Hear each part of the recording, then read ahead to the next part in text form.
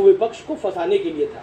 ये स्ट्रैटेजी क्या सफल भी हुई है एक तरह से? अब डिस्कशन ये हो रहा है कि 400 पार आएंगे मोदी, नहीं आएंगे, बीजेपी कितनी आएगी?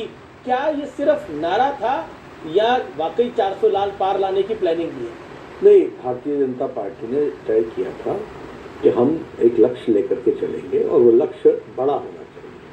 और वो लक्ष्य हम लोगों ने 400 पार यानी 370 के आसपास भारतीय जनता पार्टी की सीटें आए और बाकी एनडीए की, और हम 400 पार करें और उसी लक्ष्य को लेकर के हम चले। यह इसमें जो प्रधानमंत्री जी ने कहा वो उनका कहने का जो अभिप्राय भी है वो ये है कि शुरू में हमारा विपक्ष इसी बात पर उलझ गया कि 400 पार नहीं करेंगे, 400 पार नहीं करेंगे, यानी हम 400 पार लायक हैं, ये उन्होंने इनडायरेक्टली कमिट कर लिया और वो हमारी पोटेंशियलिटी, हमारा पोटेंशियल 400 पार करने वाला है और उसको वो डिबेट करते रहे और उनको ये पता ही नहीं चला कि उन्होंने ही इस बात को स्थापित कर दिया भारत की जनता में कि भारतीय जनता पार्टी इतना सामर्थ्य रखती है कि वो कर दी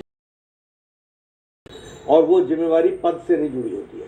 कल मैं अध्यक्ष नहीं रहूँगा, लेकिन पार्टी के लिए मैं इसी तरीके से दिन रात काम कर रहा हूँ। जी, अगला सवाल मैं नहीं पूछूंगा, ये एक हमारे रिपोर्टर, हमारी एंकर ने एक सवाल पूछा एक महिला से, उसका जो जवाब था मुझे लगा ये आपको दिखाना चाहिए।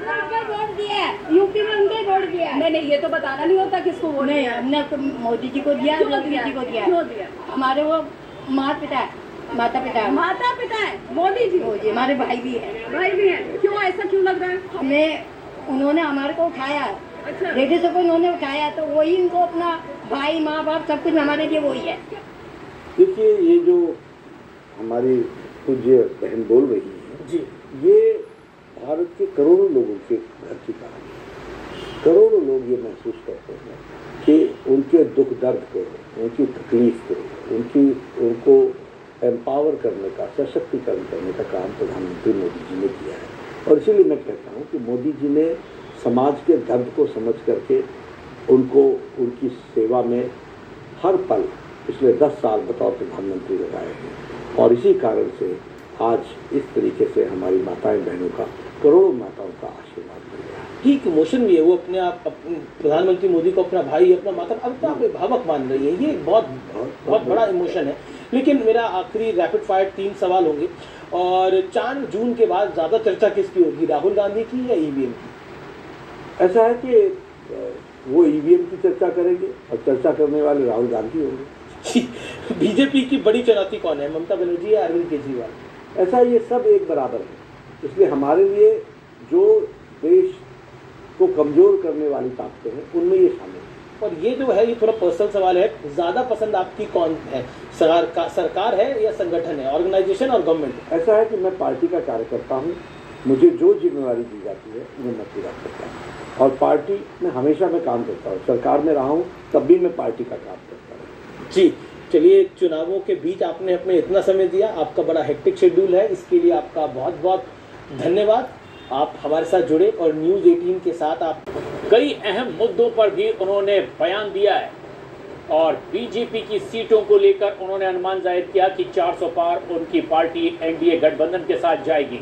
और ऐसे में उन्होंने कहा है कि विपक्ष दरअसल खुद अपने ही बुने जाल में फंसता चला जा रहा है और इसीलिए बीजेपी को देश की जनता इतना पसंद कर रही है।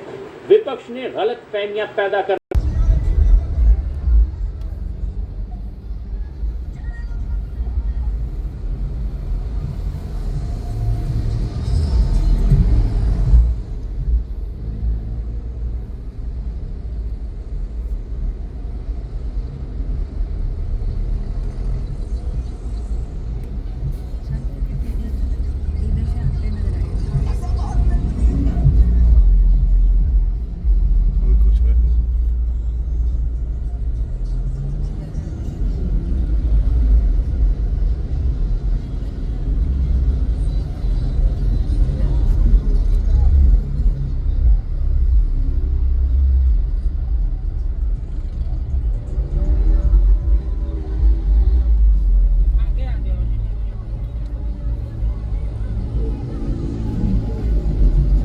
दो सौ ट्रैक्टर है।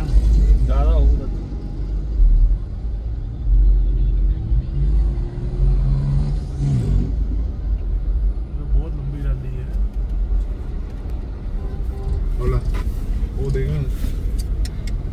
कमाल करती कमाल कर दी।